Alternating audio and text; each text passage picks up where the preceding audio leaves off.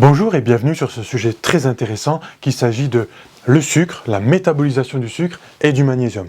Il n'existe pas de métabolisation du sucre sans un cofacteur qui s'appelle le magnésium. Alors, quand on fait beaucoup d'exercices physiques, il est intéressant de savoir si, vraiment à outrance, il est intéressant de savoir si on a beaucoup de magnésium ou pas. Comment savoir? C'est très compliqué, mais si vous sentez que vous êtes un peu plus stressé que d'habitude, que vous avez une perte de force, une perte de forme, eh bien, peut-être que c'est le magnésium.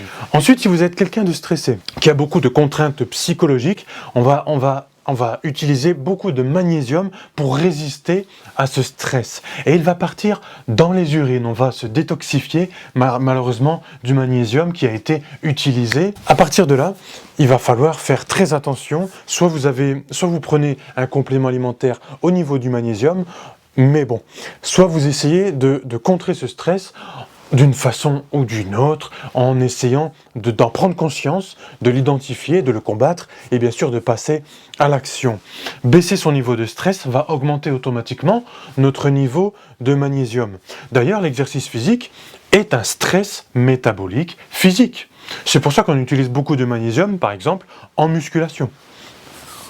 Donc prendre du magnésium ou peut-être prendre encore plus d'aliments chargés en densité nutritionnelle et notamment au niveau du magnésium, comme la laitue, les amandes, etc., etc., peut-être même du chocolat. Chocolat noir, bien sûr, mais est-ce que ça en contient vraiment avec 10 facteurs de transformation au niveau du chocolat noir, peut-être qu'il ne reste pas grand-chose au niveau du magnésium, mais après tout, il résiste bien. Et donc voilà. Alimentation, complémentation, supplémentation, ou alors essayer de diminuer son stress dans son mode de vie. À vous de choisir, gardez la forme.